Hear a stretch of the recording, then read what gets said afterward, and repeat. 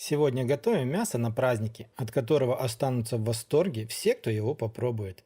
Делается все легко, просто, а получается так вкусно, что после этого приготовления такое мясо у вас будет самым любимым и самым коронным блюдом. Сегодня мы будем готовить мясо из свиной шеи. Такое мясо мы всегда берем для приготовления шашлыков. Но сегодня у нас не шашлыки, а получится все просто очень вкусно, сочно, а самое главное будет выглядеть очень-очень красиво. Для начала нам понадобится одна небольшая морковка, нарезанная уже вот на такие вот полоски, и одна головка уже очищенного чеснока. Берем острый длинный нож и вдоль мяса вот таким вот образом протыкаем отверстие. В эти отверстия нужно будет впихнуть нарезанную не слишком толстыми, но и не слишком тонкими полосками морковку. Смотрите, морковку я разрезал толщиной примерно, чтобы получалось сантиметр на сантиметр. Вот такие вот небольшие куски.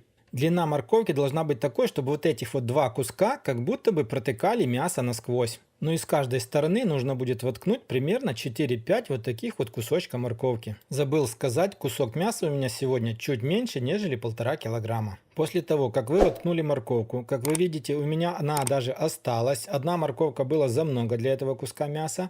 Полностью по всей поверхности мяса нужно также, прокалывая отверстие, воткнуть в мясо чеснок. Полностью всю головку чеснока. Смотрите, если чеснок будет маленький, его нужно будет втыкать вот так вот целый. Если чеснок будет слишком большим, его нужно будет разрезать на 1-2 дольки. После того, как вы нашпиговали мясо морковкой и чесноком, берем соль, обыкновенная поваренная соль. У меня здесь примерно 1 столовая ложка.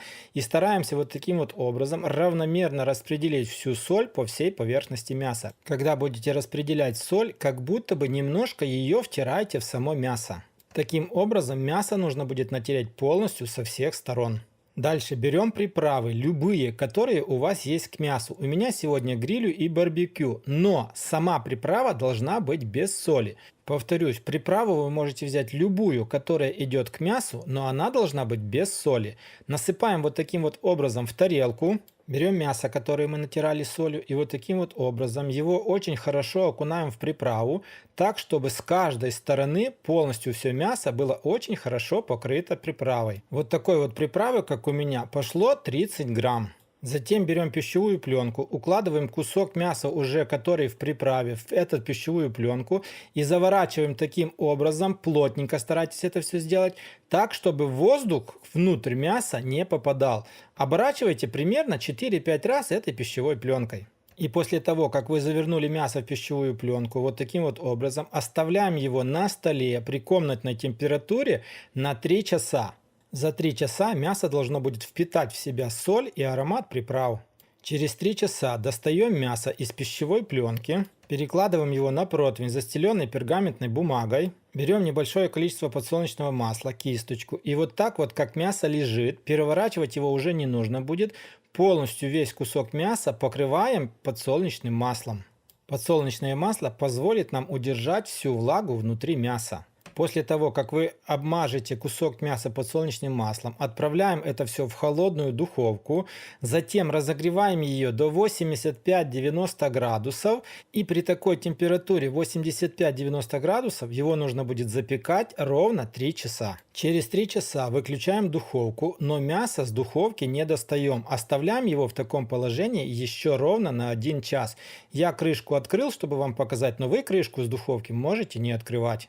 Ну и через час после того, как вы выключили духовку, достаем мясо. Смотрите, сок у мяса пустило немного. Это все свидетельствует о том, что весь сок остался внутри.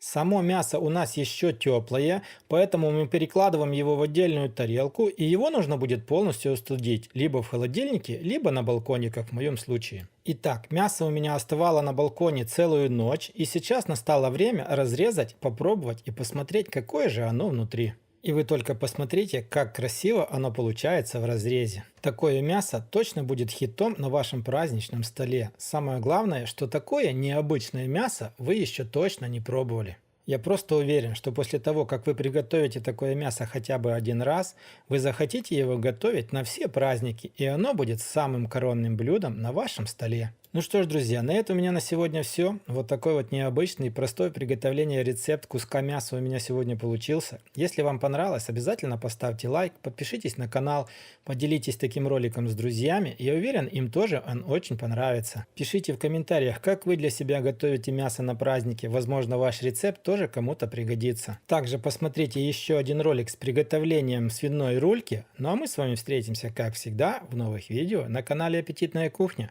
Всем пока, всем до скорых встреч!